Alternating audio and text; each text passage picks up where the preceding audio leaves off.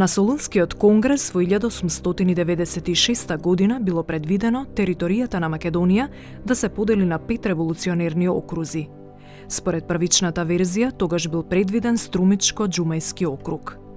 Меѓутоа, набрзо од практични причини била извршена корекција на одлуката и место тоа се создале 2 округа – Струмички и Серски револуционерен округ. Поинаку кажено, во рамките на Струмичкиот револуционерен округ влегуваат областите на Петричко-Струмичката и Радовишката котлина и планинските масиви на Малешевските планини, на Огражден и Пијанечката висорамнина. Ова е интересен географски регион ако се наблюдува од тој аспект. Интересно е и тоа што иако северниот дел на овој регион е претежно планински, јужните предели се рамничарски котлини. Меѓутоа, независно од тоа што едниот регион е планински, а другиот рамничарски, двете области од регионот се густо населени. Гоце Делчев, баш рано, го согледа значењето на овој регион и уште за време на неговото учителствување во Штип во 894-895 година воспоставил еден комуникацијски канал од Штип во правец кон бугарската граница кон Ветрен. Каналот започнувал од турско-бугарската граница кај селото Ветрен и оттаму на југ низ Пијанечко, Малешевско, стигал до пунктот во село Нивичино, кое се наоѓа во југозападните падини на планината Огражден над широката Струмичка котлина. Затоа овде е создадена една база, една точка, од која што понатаму ќе се врши препраќањето на луѓето и прифаќањето се разбира од кои што доаѓаат.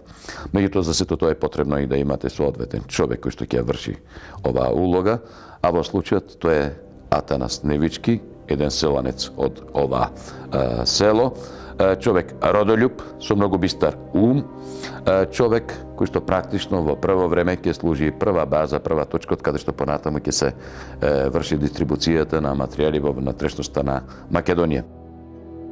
Атанас Нивички ги препраќал кон Валандовско, Дојранско, Кукушко, Гевгелиско, Солунско, Енидже-Вардарско, Воденско и понатаму се до Костурско.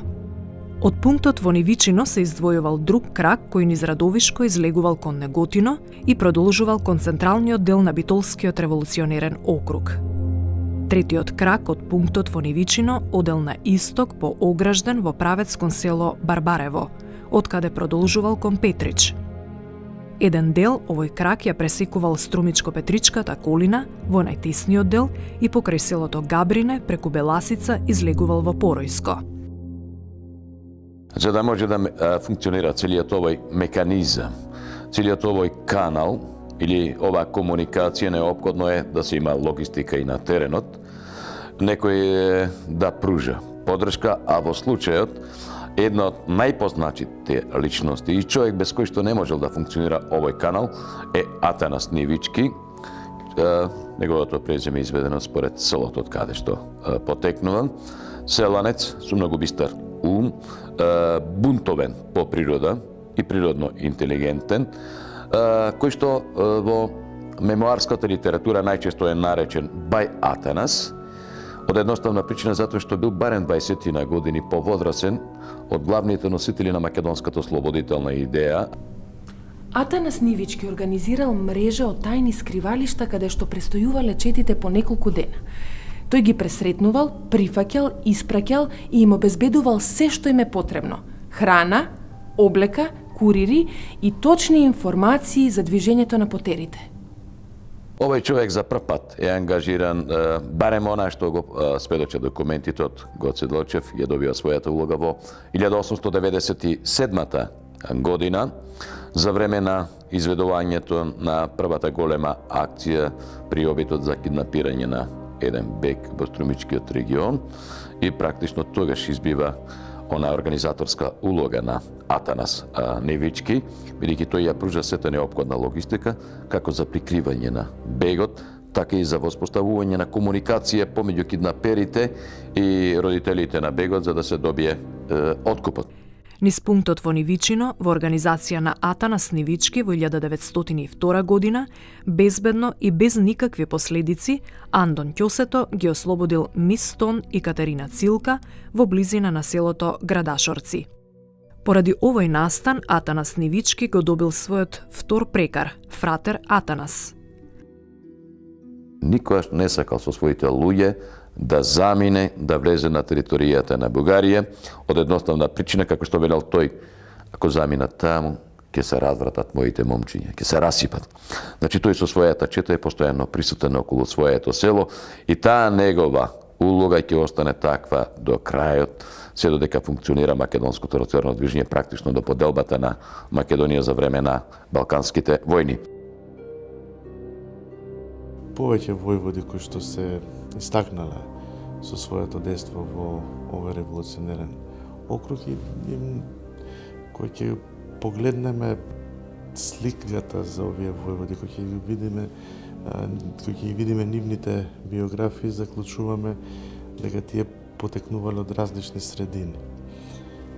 Некои биле писмени, некои биле помалку писмени или неписмени, некои имале војно искуство заради образованието, некои немале војно искуство.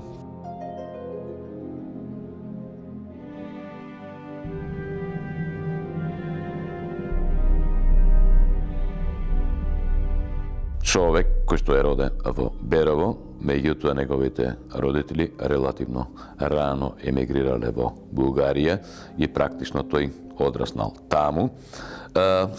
Станал подофицер во бугарската армија, меѓутоа заради неговите патриотски побуди, Гоце Делчев релативно рано го забележал и го ангажирал во 1897 година во смисла да формира една помала чета со која што треба да се навлезе на територијата во североисточна Македонија. Васил Чочев формирал чета од 15 души во која меѓу другите се нашле Никола Петров Русински и Михаил Апостолов Попето. Оваа чета Делчев ја испратил на територијата на Струмичкиот округ за да обезбеди финансиски средства за потребите на илегалната бомболеарница во селото Саблер, Ќустендилско. Задачата на Македонската револуционерна организација, онака како што замислувал Гоце Делчев, со оглед дека и тој е креаторот на Четничкиот институт, а Четничкиот институт и требал да ја врши агитацијата.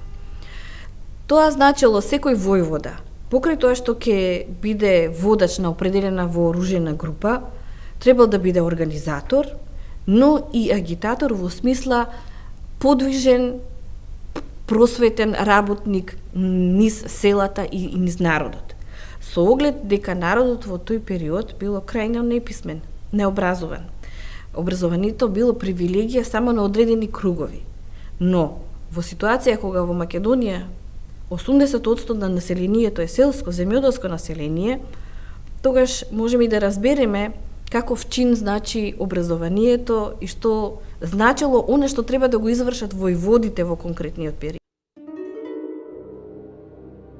Од кога дошол Делчев во четата, оваа чета својата активност ја поместува нешто на југ од Малешевските планини и се спушта на југ кон Струмичко, стапуваат во врска со председателот на Струмичкиот околиски комитет Стојан Георгиев, со Атанас Нивички и други активисти од Струмичко и кројаат планови.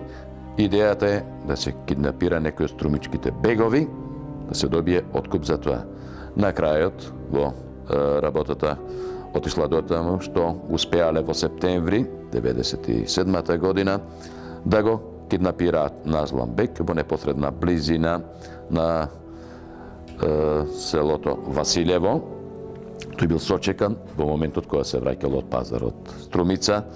Сочетата раководи лично Гоце Делчев, дури тој е човекот кој што прв се пуштил да го собори бегот од конјот, бегот при падот, успеал да го извади својот револвер и да стрела, но благодарение на интервенцијата на Михаил Апостолов Попето, Делчев е заштитен, меѓутоа самиот Михаил бил ранет во неговата десна рака, во дланката.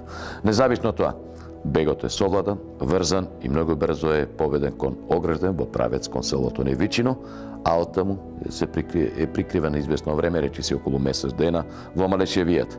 Додека бегот се држи таму во колибите кои што били импровизирани и создадени за таа потреба, во меѓувреме е стапено во контакт со роднините на бегот во Василјево и во Струмица, е поберан откуп од 6000 турски лири. Меѓутоа, преговарачкиот процес оди побавно и со тоа се одолговлекува приказката за исплаќање на откупот.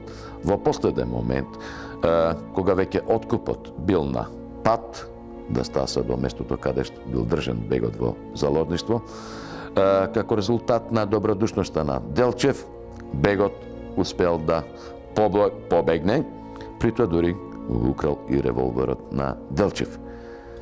Враќајќи се назад, бегот ги пресретнал своите кои што веќе го носеле откупот и на тој начин, и самиот се ослободил, пропаднали парите за организацијата.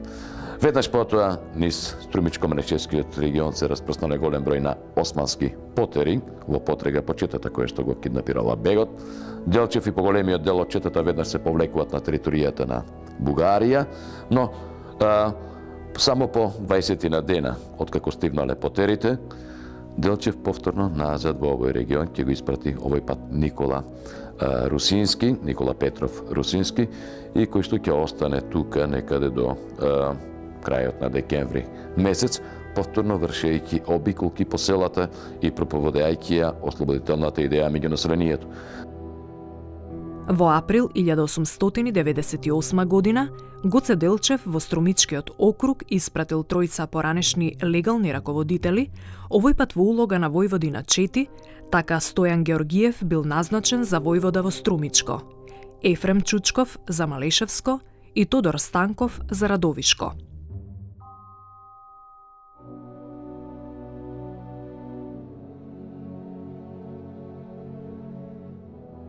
Стојан Георгиев е една изворедна личност и човекот кој што е основачот на Струмичкиот околиски комитет, лично посветен во организацијата од Гоце Делчев и дотогаш практично бил легален раководител во Струмица, меѓутоа поради виничката провала морал да замине во илегала, а ете веќе во 1898 година Делчев го праќа со една помала група назад во Македонија и илегално треба да се движи во овој регион. Во 1903 година од османските власти бил осуден на 101 година заточение, но следната година бил амнестиран. По Балканските војни и за земањето на Струмица од страна на Бугарија бил избран за пратеник во бугарскиот парламент. Бил убиен во атентат во октомври 1914 година кај селото Коњарево.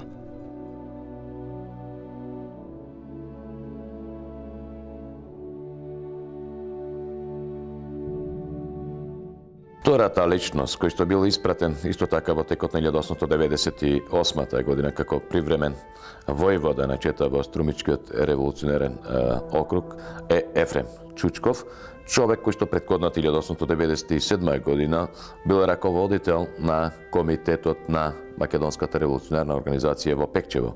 И тој, како и Стојан Ѓорѓиев, во врска со виничката провала, бил принуден да го напушти легалниот живот и да замине на територијата на Бугарија, од каде што веќе наредната 1898 година од страна на Гоце Делчев е вратен назад во овој регион, овој пат со помала чета, повторно со истата намера да го обиколува регионот и да го подкрепува духот на населението.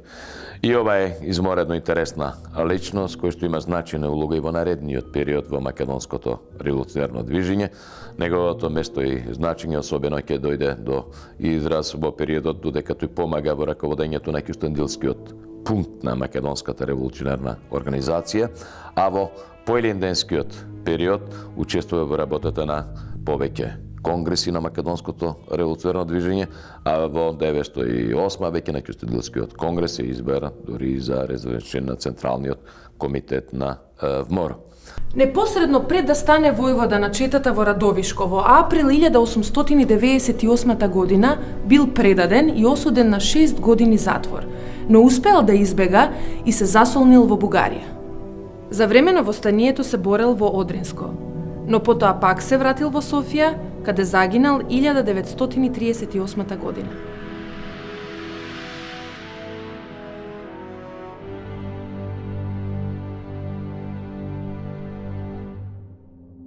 Иван Савов, кој што бил резервен офицер односно подофицер на бугарската војска, со самото тоа имал такво воено образование и воено искуство.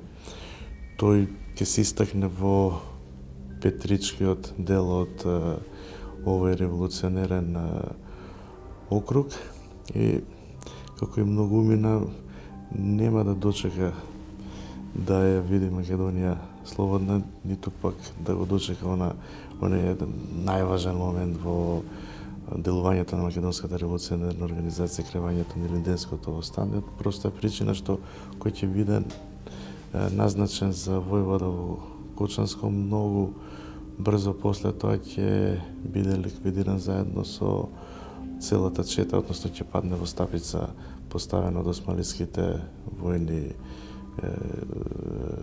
единици во мај 1902 година. Челно место меѓу војводите во Струмичкиот револуционерен округ зазема Христо Чернопеев. Неговото вистинско име е Черњопеев, меѓутоа поради псевдонимот Христо, народот тоа го прифатило како негово лично име, а неговото име и презиме ги споил во едно како Чернопеев. Најтесно со историјата на револуционарното движење во овој округ е поврзано името на Христо Чернопеев. Чернопеев всушност е човек родом од Бугарија, Дерманци, резервен подофицер од бугарската армија, кој што со македонското движење се запознал некаде во 1898-99 година. Тој набрзо е привлечен од страна на Гоце Делчев и преку него поопширно се запознал со постулатите на македонското движење, па во тој контекст Гоце Делчев во 1900 година го испратил Христо Чернопеев при Централниот комитет во Солун. Неговата првична задача и обврска е да ги обучува внатре во Солун илегалците на македонското револуционарно движење во ракување со оружје. Меѓутоа, набрзо после тоа, тој е препратен во четата кај Михаил Апостолов Попето, практично во онаа институција која што представуваше своевидна школа за војводи во Македонија. И по краток престој во оваа чета, Чернопеев е произведен во чин војвода и станал водач на сопствена чета, која што известно време ќе се движи во Кукушкиот и Гевгелискиот регион.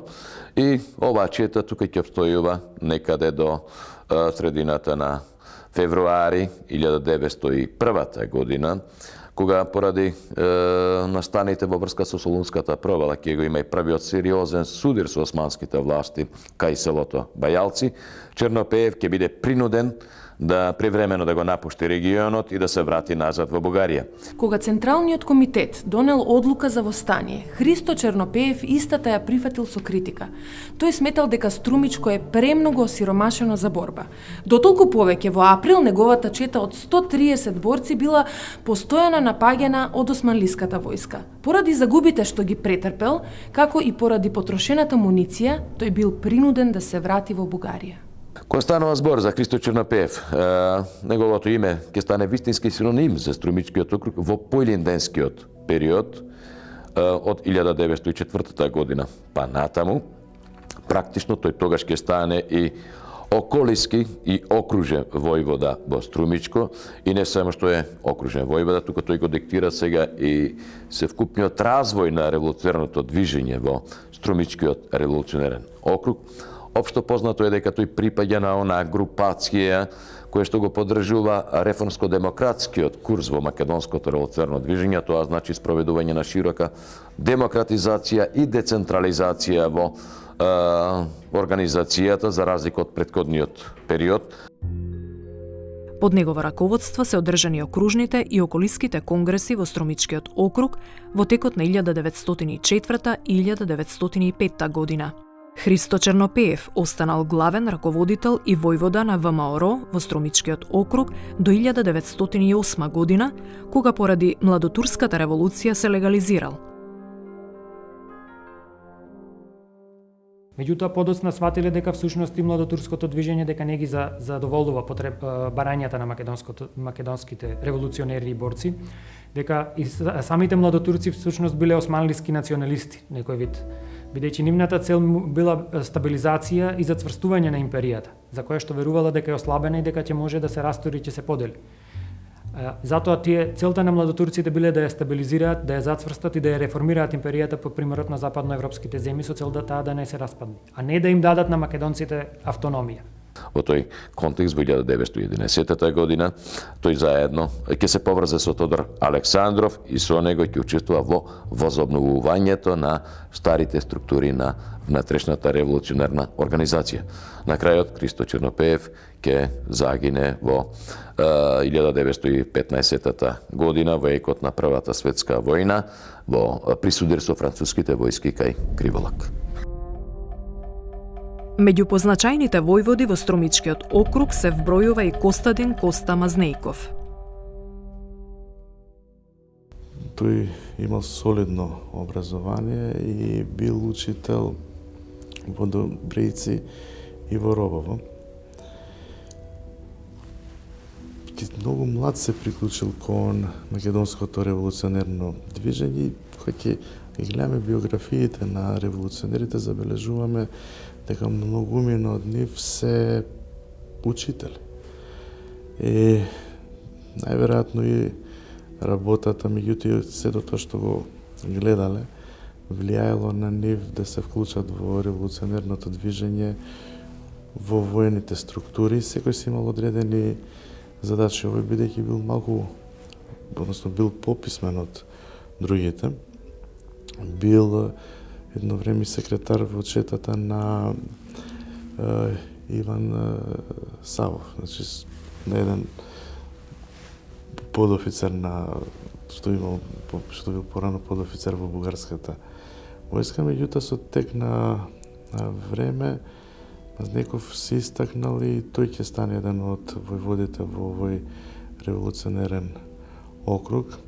Особено активен во 1903 година, тогаш со четите, се здружува со четите на Чернопеев, на Дечев и создават една поголема воена групација која што во текот на месец април и во текот на месец мај има неколку жестоки битки со османлиските воени сили. На 24 мај, четата на Коста Мазнејков била откриена кај местноста Смрдеш во близина на селото Дедино, Радовишко. Битката траела цел ден, а на помош на опколената чета им пристапила селската милиција од околните села. Во битката загинал војводата Коста Мазнејков со уште 12 соборци. Додека се одвивала оваа битка, на помош тргнал и војводата Никола Жеков, но неговата чета по пат била откриена и нападната од друга турска единица. Во оваа одвоена битка, четата на Жеков издржала до навечер, кога се пробила на јуриш со бомби. Четата се извлекла со неколку ранети, меѓу кои и војводата. Османските војски, бесот поради своите загуби во овие битки, го истуриле врз цивилното население од овој крај. Борбата за слобода бара жртви, не случајно таква била и заклетвата на организацијата и она што лесно се забележува, не се штеделе. Значи не говорам само загинале, па сега ќе објаснуваме дека тоа го направиле со цел токму тоа направено, меѓутоа и во тие борби со османлиските сили воопшто не се штеделе и навистина биле на некој начин пример за борците, за комитите, затоа што доколку војводата покаже храброст во дадена состојба или доколку покаже итрина да се надмудри секогаш посилниот, побројниот, подобро обучениот противник, тоа секако влијае и врз однесувањето на борците. Според своето херојство и принесената саможртва пред олтарот за слободата, значајно место во Струмичкиот округ зазема војводата Крсто Георгиев Новоселски. Од 1902 година Крсто Новоселски станал војвода на четата во Струмичко. По 1903 година Крсто Новоселски станал водач на самостојна чета и со неја се движи низ Струмичкиот регион. За него е многу интересен настанот на кој што тој е прогонуван од османските власти и она што се случило на територијата на Струмичкиот округ заради неговиот прогон. Најпрем во февруари 1905 година четата на Крсто Новоселски е обколена во селото Куклиш, Струмичко, и по повикот од власта да се предадат, четниците се забарикадирале во куќите и отвориле оган по дојдените војски однадвор. При тоа се развива жестока битка која што трае цел ден, а приквечер четниците успеале да се извлечат без ниеден ранет, без ниеден повреден. Бесот од овој пораз на османските војски е исторен врз населението од ова село. Практично некаде околу 2/3 од куќите во ова село се запалени и изгорени од страна на османските власти, при што настрадал и најголем дел од цивилното население. За овој настан, за прогонот на четата и палењето на селото Куклиш поради престојот на четата на Крсто Новоселски во овој крај, интересни се сведоштвата на руските представници, примистерските сили и руските офицери, кои што потоа дошла на лице место, извршиле увид и ги даваат сите податоци како безмилосно се однесувала војската во моменти кога не можела да се справи со четите, практично удирала по цивилното население и по нивниот имот. Во декември 1905 година, во село Костурино, била откриена четата на Крсто Новоселски. Тој веднаш сакал да се пробие низ османлискиот обрач, при што настрадал поголемиот дел од неговата чета. Војводата бил застрелан во нога, меѓутоа нашол засолниште во соседното село. Се засолнил во куќата на баба Фидана. Меѓутоа, османските власти постојано биле зад неговите петици, ја следеле неговата трага и на крајот стаселе до куќата каде што тој се прикривал, го обколиле и побарале да се предаде. Тој немајќи избор, на крај самиот си го одзел животот со собствениот револвер. Од Новосело потекнува уште еден истакнат раководител, интелектуалец и војвода, станува збор за Мануш Георгиев Турновски. Поради солунските атентати во 1903 година, Мануш Георгиев станал нелегален и влегол во четата на Христо Чернопеев. Овој интелектуалец набрзо бил назначен за секретар во четата на Димитар Попстаматов. Мануш Георгиев со својата чета престојува во селото Долна Рибница, Петричко, денес на територијата на Република Бугарија. Неговата чета брои 24 мина. Неговата намера е таму да одржи состанок со околиското раководство од Петрич и за таа цел ги поканил и луѓето од Петричкиот околиски комитет да пристигнат во Рибница за да се советува со нив и да донесат одлука за понатамошните активности на организацијата. Меѓутоа, токму тогаш се случило и предавството на неговата чета. Еден селанец од селото, за тоа ја информирал власта и четата на Мануш Георгиев е обколена во селото Рибница. Со оглед на тоа што го познавал начинот на османлиите, Мануш Георгиев веднаш одлучил да го напушти селото, бидејќи бил свесен доколку се обиде да се бранат во селото, дека ќе настрада целото село, може да биде запалено. Од тие причини тој со четата се обидел да иде од селото и тука да се спротистави на османските војски. Меѓутоа, докрај не успеале да го напуштат селото, практично тие се пристигнати од османските војски кон крајот на самото село во првите ридови и не успеале дури ниту да заземат соодветна позиција за одбрана, меѓутоа, иако тоа не успеале да го сторат, судирот со османските војски во Долна Рибница трае од рано наутро до доста во ноќта. Во оваа целодневна битка загинале сите 24 во четата на Мануш Георгиев, вклучително и војводата, а османските власти многу брзо потоа практично и го наградиле човекот кој што им ја доставил информацијата за престојот на Мануш Ѓорѓиев во Долна Рибница. Во категоријата македонски војводи кои го имаат прекрстарено најголемиот дел од територијата на Македонија се вбројува Андон Ќосето. Со оглед на тоа дека Андон Ќосето многу често се движел низ Струмичкиот округ, може да се каже дека за него не постоеле непознати патеки, колиби или извор со питка вода на територијата на целиот Струмички округ, па и пошироко. Човек кој што поради едно убиство на еден турчин во својот роден крај бил принуден релативно рано да го напушти легалниот живот и да побегне во Солун, а таму стапил во контакт со луѓето од Македонската револуционерна организација. Поточно Дамјан Груев практично него го ангажира како еден од првите терористи на Македонската револуционерна организација. Во 1897 година, заедно со Гоце Делчев, учествувал при киднапирањето на Назлан Бек во Струмичко. Учествува во киднапирањето на Мистон, а во 1902 година, по добивањето на откупот, Ќусето бил задолжен за ослободување на заложничките. Улогата, откако е земен откупот за Мистон во Пиринскиот дел на Македонија, нему му е доверена задачата да ја спроведе Мистон и Катерина Цилка од Пиринскиот дел па се до Струмичко и да ги ослободи. И тој практично го користи истиот оној канал за кој што зборувавме на почетокот. Низ Пијанечко, низ Малешевско ќе ги доведе до селото Нивичино и преку Атанас Нивички ќе ги доведе во Струмичката рамнина кај селото Градашорци, каде што ќе ги остави пред селото и самиот ќе се врати повторно назад во планината. Ќосето бил прогласен за војвода во Струмица во 1902 година. Набргу неговата чета била откриена. Иако тие успеале да се спасат и да избегаат, потрагата по нив од страна на османлиите довела до голем број на провали и афери. Во врска со улогата на Андон Ќосето во Струмичката афера, може да се каже дека тој одиграл таква улога да постојано го поддржувал македонското население во Струмичкиот крај, одејќи во селата во Струмичко, со цел да му влее надеж и верба во Македонската револуционерна организација.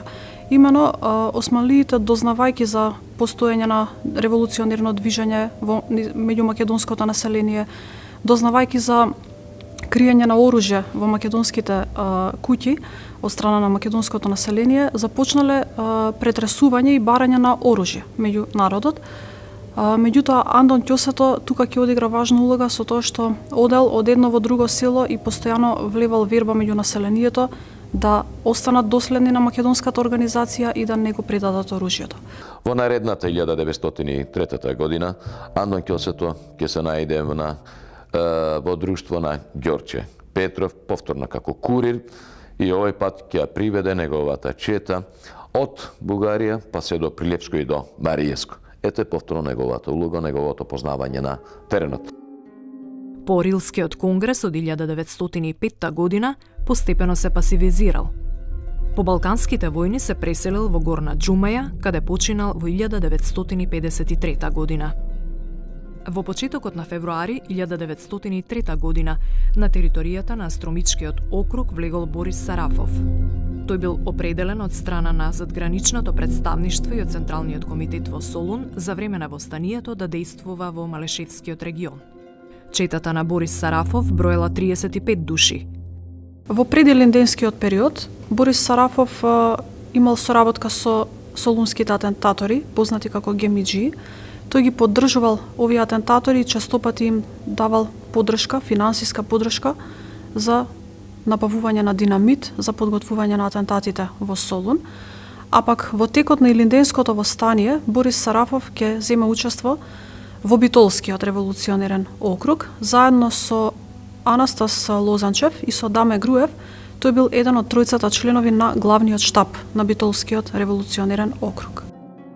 Всушност во овој регион не почувствувал дека постои расположение и клима за избувнување на востание од масовен карактер, такво какво што посакувал тој, за да може да дојде неговата суета и неговата личност до полн израз. Во таа смисла, тој дури во своите спомени ги обвинува и селаните од Малешевскиот регион, дека тие не сакат да останат, дека не се добро морално и материјално подготвени и така натаму.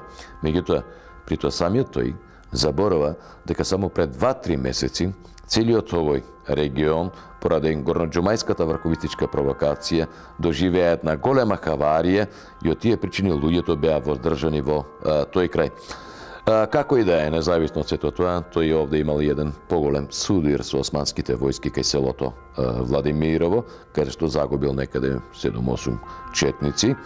Од тука, после овој судир, тој се спустил нешто подлабоко во Малешевијата и се обидувал да го опипа пулсот и понатаму забележал дека не постои такво расположение за масовно востание, па нешто подасно таму се спустил кон Невичино, а од тука свртал кон Радовишко, се вртел и во Радовишкиот регион, и откако согледал дека навистина не постои такво расположение, самиот стапил во контакт со Централниот комитет, а неговата намера била да се замине таму, каде што се очекува многу помасовно движење, и добил дозвола од Централниот комитет да замине во Битолскиот револуционерен округ, а тој, уште дури не дочекувајќи комплетно целата препорака, многу брзо потоа преку Вардар заминал на територијата на Битолскиот револуционерен округ, за да жнее слава. По Илинденското востание, извесно време околиски војвода во Малешевската околија на Струмичкиот округ бил Сандо Александар Китанов, а во 1900 година станал учител, а воедно и раководител на организацијата во Горна Џумаја. Александар Китанов првин учителствувал во овој дел од Македонија и учествува при создавањето на основните јадра на организацијата во овој крај, но некаде во 1901 година тој е принуден да го напушти легалниот живот и да навлезе во четите. Известно време се движел во четата на Јане Сандански, потоа во четата на Христо Чернопеев, а по Илинденското востание самостојно превземе и раководи чета, при што действува како војвода во Малешевскиот, во Џумајскиот регион.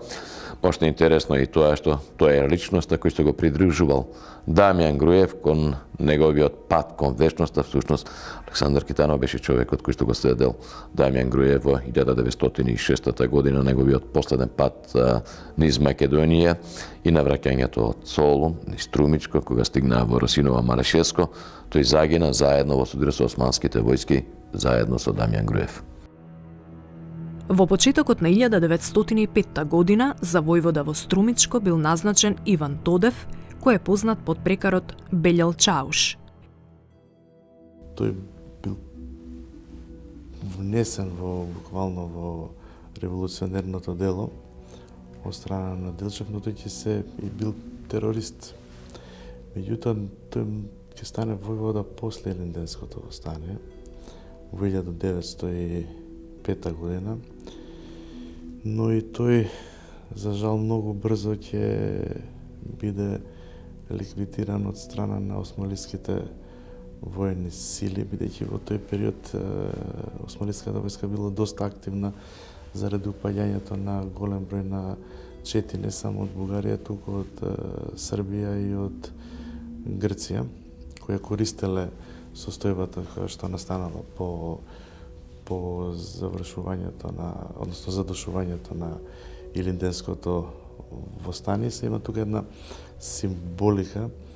Иван Тодев бил роден во Смол Гевгелиско, значи во на село, каде што еден друг војвода, апостол Петков, едвај преживува, а еден друг војвода, гевгелискиот војвода Сава Михаилов, бил ликвидиран. Тоа е случајност, меѓутоа во овој момент тоа на некој начин е една символика за жртвувањето кое било дадено за слобода на Македонија. Помеѓу сите овие војводи од Струмичкиот реон, запомнети се двајца пријатели кои, разминувајќи се во сваќањата за револуцијата, се убиле меѓусобно. Учителот Атанас Караманов и неговиот ученик Костадин Самарџиев Џемото. Помеѓу двајцата пријатели доаѓа до разидување, меѓусебно разидување. Едниот ја застапува страната дека не треба да се најверојатно дека не треба да се обновува револуционерното четништво, додека другиот ја поддржува линијата на Христо Чернопеев и поради тоа во 1911 година на патот помеѓу Дабиле и Струмица доаѓа до меѓусебна престрелка, при што и двајцата загинали.